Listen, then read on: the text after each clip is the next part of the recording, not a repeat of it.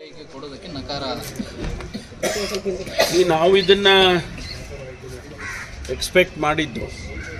ಯಾಕೆಂದರೆ ಇದರಲ್ಲಿ CBI ಕೊಡ್ತಕ್ಕಂಥ ಅಂಶ ಏನು ಇರಲಿಕ್ಕಿಲ್ಲ ಅನ್ನೋದು ಒಂದು. ಜೊತೆಗೆ ಲೋಕಾಯುಕ್ತ ಸಂಸ್ಥೆ ಏನು ಇನ್ವೆಸ್ಟಿಗೇಷನ್ ಮಾಡ್ತಾ ಇದೆ ಅದರ ಮೇಲೆ ಕೂಡ ಒಂದಿಷ್ಟು ಫೇತ್ ಇರಬೇಕು ಅನ್ನೋದು. ಅಲ್ಲಿ ನಾವು ಇಂಥ ಸಂದರ್ಭದಲ್ಲಿ ಒಂದು ಇನ್ಸ್ಟಿಟ್ಯೂಷನನ್ನು ಮಾಡಿದ ಮೇಲೆ ಆ ಇನ್ಸ್ಟಿಟ್ಯೂಷನ್ ಮೇಲೆ ಒಂದಿಷ್ಟು ವಿಶ್ವಾಸ ಬೇಕಲ್ವಾ. ಹಾಗಾಗಿ ಲೋಕಾಯುಕ್ತ ಸಂಸ್ಥೆಯ ಮೇಲೆ ಕೋರ್ಟು ವಿಶ್ವಾಸವನ್ನು ಇಟ್ಟು ಈ ರೀತಿ ಆದೇಶ ಮಾಡಿದ್ದಾರೆ ಅಂತೇಳಿ ನಾನು ಹೇಳ್ಬೋದು.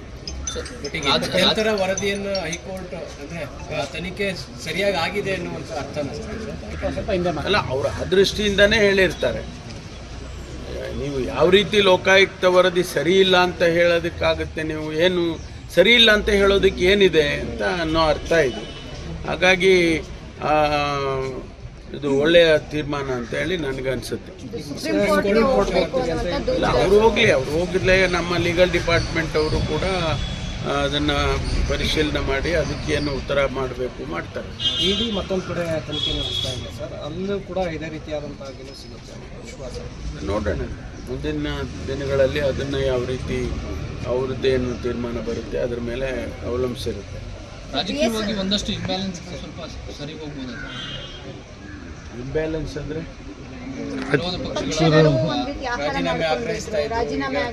ದುರ್ಬಳಕೆ ಮಾಡ್ಕೋತಾ ಇದ್ದಾರೆ CBI ಉತ್ತರ ಸಿಕ್ಕಿದೆ ಅಲ್ಲ ಇದರಲ್ಲಿ ಅವರಿಗೆ ಉತ್ತರ ಸಿಕ್ಕಿದೆ.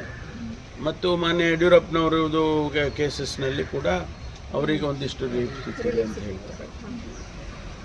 ಕಾನೂನಿನ ತೀರ್ಮಾನಗಳು ವಿಶೇಷವಾಗಿ ಹೈಕೋರ್ಟ್ನಲ್ಲಿ ಅಥವಾ ಸುಪ್ರೀಂ ಕೋರ್ಟ್ನಲ್ಲಿ ಆಗ್ತಕ್ಕಂಥ ತೀರ್ಮಾನಗಳು ಸ್ವಾಭಾವಿಕವಾಗಿ ನ್ಯಾಯಯುತವಾಗಿರುತ್ತವೆ ಅನ್ನೋದಕ್ಕೆ ಇದು ಒಂದು ಉದಾಹರಣೆ. ಕೊಡೋದಕ್ಕೆ ನಕಾರ ನಾವು ಇದನ್ನು ಎಕ್ಸ್ಪೆಕ್ಟ್ ಮಾಡಿದ್ದು. ಯಾಕೆಂದರೆ ಇದರಲ್ಲಿ CBI ಕೊಡ್ತಕ್ಕಂಥ ಅಂಶ ಏನು ಇರಲಿಕ್ಕಿಲ್ಲ ಅನ್ನೋದು ಒಂದು. ಜೊತೆಗೆ ಲೋಕಾಯುಕ್ತ ಸಂಸ್ಥೆ ಏನು ಇನ್ವೆಸ್ಟಿಗೇಷನ್ ಮಾಡ್ತಾ ಇದೆ ಅದರ ಮೇಲೆ ಕೂಡ ಒಂದಿಷ್ಟು ಫೇತ್ ಇರಬೇಕು ಅನ್ನೋದು. ಅಲ್ಲಿ ನಾವು ಇಂಥ ಸಂದರ್ಭದಲ್ಲಿ ಒಂದು ಇನ್ಸ್ಟಿಟ್ಯೂಷನನ್ನು ಮಾಡಿದ ಮೇಲೆ ಆ ಇನ್ಸ್ಟಿಟ್ಯೂಷನ್ ಮೇಲೆ ಒಂದಿಷ್ಟು ವಿಶ್ವಾಸ ಬೇಕಲ್ವಾ. ಹಾಗಾಗಿ ಲೋಕಾಯುಕ್ತ ಸಂಸ್ಥೆಯ ಮೇಲೆ ಕೋರ್ಟು ವಿಶ್ವಾಸವನ್ನು ಇಟ್ಟು ಈ ರೀತಿ ಆದೇಶ ಮಾಡಿದ್ದಾರೆ ಅಂತೇಳಿ ನಾನು ಹೇಳ್ಬೋದು. ನಂತರ ವರದಿಯನ್ನು ಹೈಕೋರ್ಟ್ ಅಂದರೆ ತನಿಖೆ ಸರಿಯಾಗಿ ಆಗಿದೆ ಅನ್ನುವಂಥ ಅರ್ಥ ಅಲ್ಲ, ಅವರ ದೃಷ್ಟಿಯಿಂದನೇ ಹೇಳಿರ್ತಾರೆ. ನೀವು ಯಾವ ರೀತಿ ಲೋಕಾಯುಕ್ತ ವರದಿ ಸರಿ ಇಲ್ಲ ಅಂತ ಹೇಳೋದಕ್ಕಾಗುತ್ತೆ? ನೀವು ಏನು ಸರಿ ಇಲ್ಲ ಅಂತ ಹೇಳೋದಕ್ಕೆ ಏನಿದೆ ಅಂತ ಅನ್ನೋ ಅರ್ಥ ಇದೆ. ಹಾಗಾಗಿ ಇದು ಒಳ್ಳೆಯ ತೀರ್ಮಾನ ಅಂತ ಹೇಳಿ ನನಗನ್ಸುತ್ತೆ. ಇಲ್ಲ, ಅವ್ರು ಹೋಗಿರ್ಲೇ ನಮ್ಮ ಲೀಗಲ್ ಡಿಪಾರ್ಟ್ಮೆಂಟ್ ಅವರು ಕೂಡ ಅದನ್ನು ಪರಿಶೀಲನೆ ಮಾಡಿ ಅದಕ್ಕೇನು ಉತ್ತರ ಮಾಡಬೇಕು ಮಾಡ್ತಾರೆ. ಇಡಿ ಮತ್ತೊಂದು ಕಡೆ ತನಿಖೆ ನಡೆಸ್ತಾ ಇದೆ ಸರ್, ಅಲ್ಲೂ ಕೂಡ ಇದೇ ರೀತಿಯಾದಂಥ ಸಿಗುತ್ತೆ ವಿಶ್ವಾಸ. ನೋಡೋಣ ಮುಂದಿನ ದಿನಗಳಲ್ಲಿ ಅದನ್ನು ಯಾವ ರೀತಿ ಅವ್ರದ್ದೇನು ತೀರ್ಮಾನ ಬರುತ್ತೆ ಅದರ ಮೇಲೆ ಅವಲಂಬಿಸಿರುತ್ತೆ. ರಾಜಕೀಯವಾಗಿ ಒಂದಷ್ಟು ಇಂಬ್ಯಾಲೆನ್ಸ್ ಸ್ವಲ್ಪ ಸರಿ ಹೋಗ್ಬೋದು. ಇಂಬ್ಯಾಲೆನ್ಸ್ ಅಂದರೆ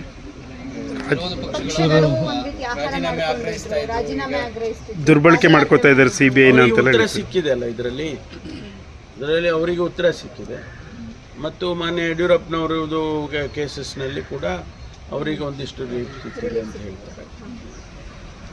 ಕಾನೂನಿನ ತೀರ್ಮಾನಗಳು ವಿಶೇಷವಾಗಿ ಹೈಕೋರ್ಟ್ನಲ್ಲಿ ಅಥವಾ ಸುಪ್ರೀಂ ಕೋರ್ಟ್ನಲ್ಲಿ ಆಗ್ತಕ್ಕಂಥ ತೀರ್ಮಾನಗಳು ಸ್ವಾಭಾವಿಕವಾಗಿ ನ್ಯಾಯಯುತವಾಗಿರುತ್ತವೆ ಅನ್ನೋದಕ್ಕೆ ಇದು ಒಂದು ಉದಾಹರಣೆ. ಕೊಡೋದಕ್ಕೆ ನಕಾರ ನಾವು ಇದನ್ನು ಎಕ್ಸ್ಪೆಕ್ಟ್ ಮಾಡಿದ್ದು. ಯಾಕೆಂದರೆ ಇದರಲ್ಲಿ CBI ಕೊಡ್ತಕ್ಕಂಥ ಅಂಶ ಏನು ಇರಲಿಕ್ಕಿಲ್ಲ ಅನ್ನೋದು ಒಂದು. ಜೊತೆಗೆ ಲೋಕಾಯುಕ್ತ ಸಂಸ್ಥೆ ಏನು ಇನ್ವೆಸ್ಟಿಗೇಷನ್ ಮಾಡ್ತಾ ಇದೆ ಅದರ ಮೇಲೆ ಕೂಡ ಒಂದಿಷ್ಟು ಫೇತ್ ಇರಬೇಕು ಅನ್ನೋದು. ಅಲ್ಲಿ ನಾವು ಇಂಥ ಸಂದರ್ಭದಲ್ಲಿ ಒಂದು ಇನ್ಸ್ಟಿಟ್ಯೂಷನನ್ನು ಮಾಡಿದ ಮೇಲೆ ಆ ಇನ್ಸ್ಟಿಟ್ಯೂಷನ್ ಮೇಲೆ ಒಂದಿಷ್ಟು ವಿಶ್ವಾಸ ಬೇಕಲ್ವಾ. ಹಾಗಾಗಿ ಲೋಕಾಯುಕ್ತ ಸಂಸ್ಥೆಯ ಮೇಲೆ ಕೋರ್ಟು ವಿಶ್ವಾಸವನ್ನು ಇಟ್ಟು ಈ ರೀತಿ ಆದೇಶ ಮಾಡಿದ್ದಾರೆ ಅಂತೇಳಿ ನಾನು ಹೇಳ್ಬೋದು. ನಂತರ ವರದಿಯನ್ನು ಹೈಕೋರ್ಟ್ ಅಂದರೆ ತನಿಖೆ ಸರಿಯಾಗಿ ಆಗಿದೆ ಅನ್ನುವಂಥ ಅರ್ಥ ಅಲ್ಲ, ಅವರ ದೃಷ್ಟಿಯಿಂದನೇ ಹೇಳಿರ್ತಾರೆ.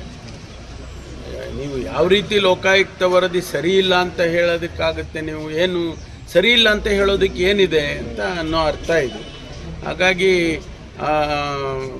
ಇದು ಒಳ್ಳೆಯ ತೀರ್ಮಾನ ಅಂತ ಹೇಳಿ ನನಗನ್ಸುತ್ತೆ. ಇಲ್ಲ, ಅವ್ರು ಹೋಗಿರ್ಲೇ ನಮ್ಮ ಲೀಗಲ್ ಡಿಪಾರ್ಟ್ಮೆಂಟ್ ಅವರು ಕೂಡ ಅದನ್ನು ಪರಿಶೀಲನೆ ಮಾಡಿ ಅದಕ್ಕೇನು ಉತ್ತರ ಮಾಡಬೇಕು ಮಾಡ್ತಾರೆ. ಇಡಿ ಮತ್ತೊಂದು ಕಡೆ ತನಿಖೆ ನಡೆಸ್ತಾ ಇದೆ ಸರ್, ಅಲ್ಲೂ ಕೂಡ ಇದೇ ರೀತಿಯಾದಂತಹ ಗೆಲುವು ಸಿಗುತ್ತೆ ವಿಶ್ವಾಸ. ನೋಡೋಣ ಮುಂದಿನ ದಿನಗಳಲ್ಲಿ ಅದನ್ನು ಯಾವ ರೀತಿ ಅವ್ರದ್ದೇನು ತೀರ್ಮಾನ ಬರುತ್ತೆ ಅದ್ರ ಮೇಲೆ ಅವಲಂಬಿಸಿರುತ್ತೆ. ರಾಜಕೀಯವಾಗಿ ಒಂದಷ್ಟು ಇಂಬ್ಯಾಲೆನ್ಸ್ ಸ್ವಲ್ಪ ಸರಿ ಹೋಗ್ಬೋದು. ಇಂಬ್ಯಾಲೆನ್ಸ್ ಅಂದರೆ ವಿರೋಧ ಪಕ್ಷಗಳು ದುರ್ಬಳಕೆ ಮಾಡ್ಕೋತಾ ಇದ್ದಾರೆ ಸಿಬಿಐನ ಅಂತೆಲ್ಲ ಉತ್ತರ ಸಿಕ್ಕಿದೆ ಅಲ್ಲ ಇದರಲ್ಲಿ ಅವರಿಗೆ ಉತ್ತರ ಸಿಕ್ಕಿದೆ. ಮತ್ತು ಮಾನ್ಯ ಯಡಿಯೂರಪ್ಪನವರದು ಕೇಸಸ್ನಲ್ಲಿ ಕೂಡ ಅವರಿಗೆ ಒಂದಿಷ್ಟು ರೀತಿ ಸಿಕ್ಕಿದೆ ಅಂತ ಹೇಳ್ತಾರೆ. ಕಾನೂನಿನ ತೀರ್ಮಾನಗಳು ವಿಶೇಷವಾಗಿ ಹೈಕೋರ್ಟ್ನಲ್ಲಿ ಅಥವಾ ಸುಪ್ರೀಂ ಕೋರ್ಟ್ನಲ್ಲಿ ಆಗ್ತಕ್ಕಂಥ ತೀರ್ಮಾನಗಳು ಸ್ವಾಭಾವಿಕವಾಗಿ ನ್ಯಾಯಯುತವಾಗಿರುತ್ತವೆ ಅನ್ನೋದಕ್ಕೆ ಇದು ಒಂದು ಉದಾಹರಣೆ. ಕೊಡೋದಕ್ಕೆ ನಕಾರ ನಾವು ಇದನ್ನು ಎಕ್ಸ್ಪೆಕ್ಟ್ ಮಾಡಿದ್ದು, ಯಾಕೆಂದರೆ ಇದರಲ್ಲಿ CBI ಕೊಡ್ತಕ್ಕಂಥ ಅಂಶ ಏನು ಇರಲಿಕ್ಕಿಲ್ಲ ಅನ್ನೋದು ಒಂದು. ಜೊತೆಗೆ ಲೋಕಾಯುಕ್ತ ಸಂಸ್ಥೆ ಏನು ಇನ್ವೆಸ್ಟಿಗೇಷನ್ ಮಾಡ್ತಾ ಇದೆ ಅದರ ಮೇಲೆ ಕೂಡ ಒಂದಿಷ್ಟು ಫೇತ್ ಇರಬೇಕು ಅನ್ನೋದು. ಅಲ್ಲಿ ನಾವು ಇಂಥ ಸಂದರ್ಭದಲ್ಲಿ ಒಂದು ಇನ್ಸ್ಟಿಟ್ಯೂಷನನ್ನು ಮಾಡಿದ ಮೇಲೆ ಆ ಇನ್ಸ್ಟಿಟ್ಯೂಷನ್ ಮೇಲೆ ಒಂದಿಷ್ಟು ವಿಶ್ವಾಸ ಬೇಕಲ್ವಾ? ಹಾಗಾಗಿ ಲೋಕಾಯುಕ್ತ ಸಂಸ್ಥೆಯ ಮೇಲೆ ಕೋರ್ಟು ವಿಶ್ವಾಸವನ್ನು ಇಟ್ಟು ಈ ರೀತಿ ಆದೇಶ ಮಾಡಿದ್ದಾರೆ ಅಂತೇಳಿ ನಾನು ಹೇಳ್ಬೋದು. ಕೇಂದ್ರ ವರದಿಯನ್ನು ಹೈಕೋರ್ಟ್ ಅಂದ್ರೆ ತನಿಖೆ ಸರಿಯಾಗಿ ಆಗಿದೆ ಅನ್ನುವಂಥ ಅರ್ಥ ಅಲ್ಲ, ಅವರು ಆ ದೃಷ್ಟಿಯಿಂದನೇ ಹೇಳಿರ್ತಾರೆ. ನೀವು ಯಾವ ರೀತಿ ಲೋಕಾಯುಕ್ತ ವರದಿ ಸರಿ ಇಲ್ಲ ಅಂತ ಹೇಳೋದಕ್ಕಾಗುತ್ತೆ? ನೀವು ಏನು ಸರಿ ಇಲ್ಲ ಅಂತ ಹೇಳೋದಕ್ಕೆ ಏನಿದೆ ಅಂತ ಅನ್ನೋ ಅರ್ಥ ಇದೆ. ಹಾಗಾಗಿ ಇದು ಒಳ್ಳೆಯ ತೀರ್ಮಾನ ಅಂತ ಹೇಳಿ ನನಗನ್ಸುತ್ತೆ. ಇಲ್ಲ, ಅವ್ರು ಹೋಗಿರ್ಲೇ ನಮ್ಮ ಲೀಗಲ್ ಡಿಪಾರ್ಟ್ಮೆಂಟ್ ಅವರು ಕೂಡ ಅದನ್ನು ಪರಿಶೀಲನೆ ಮಾಡಿ ಅದಕ್ಕೇನು ಉತ್ತರ ಮಾಡಬೇಕು ಮಾಡ್ತಾರೆ. ಇಡಿ ಮತ್ತೊಂದು ಕಡೆ ತನಿಖೆ ನಡೆಸ್ತಾ ಇದೆ ಸರ್, ಅಲ್ಲೂ ಕೂಡ ಇದೇ ರೀತಿಯಾದಂತಹ ಗೆಲುವು ಸಿಗುತ್ತೆ ವಿಶ್ವಾಸ. ನೋಡೋಣ ಮುಂದಿನ ದಿನಗಳಲ್ಲಿ ಅದನ್ನು ಯಾವ ರೀತಿ ಅವ್ರದ್ದೇನು ತೀರ್ಮಾನ ಬರುತ್ತೆ ಅದ್ರ ಮೇಲೆ ಅವಲಂಬಿಸಿರುತ್ತೆ. ರಾಜಕೀಯವಾಗಿ ಒಂದಷ್ಟು ಇಂಬ್ಯಾಲೆನ್ಸ್ ಸ್ವಲ್ಪ ಸರಿ ಹೋಗ್ಬೋದು. ಇಂಬ್ಯಾಲೆನ್ಸ್ ಅಂದರೆ ವಿರೋಧ ಪಕ್ಷಗಳು ದುರ್ಬಳಕೆ ಮಾಡ್ಕೋತಾ ಇದ್ದಾರೆ ಸಿಬಿಐನ ಅಂತೆಲ್ಲ ಉತ್ತರ ಸಿಕ್ಕಿದೆ ಅಲ್ಲ ಇದರಲ್ಲಿ ಅವರಿಗೆ ಉತ್ತರ ಸಿಕ್ಕಿದೆ. ಮತ್ತು ಮಾನ್ಯ ಯಡಿಯೂರಪ್ಪನವರದು ಕೇಸಸ್ನಲ್ಲಿ ಕೂಡ ಅವರಿಗೆ ಒಂದಿಷ್ಟು ರೀತಿ ಸಿಕ್ಕಿದೆ ಅಂತ ಹೇಳ್ತಾರೆ. ಕಾನೂನಿನ ತೀರ್ಮಾನಗಳು ವಿಶೇಷವಾಗಿ ಹೈಕೋರ್ಟ್ನಲ್ಲಿ ಅಥವಾ ಸುಪ್ರೀಂ ಕೋರ್ಟ್ನಲ್ಲಿ ಆಗ್ತಕ್ಕಂಥ ತೀರ್ಮಾನಗಳು ಸ್ವಾಭಾವಿಕವಾಗಿ ನ್ಯಾಯಯುತವಾಗಿರುತ್ತವೆ ಅನ್ನೋದಕ್ಕೆ ಇದು ಒಂದು ಉದಾಹರಣೆ.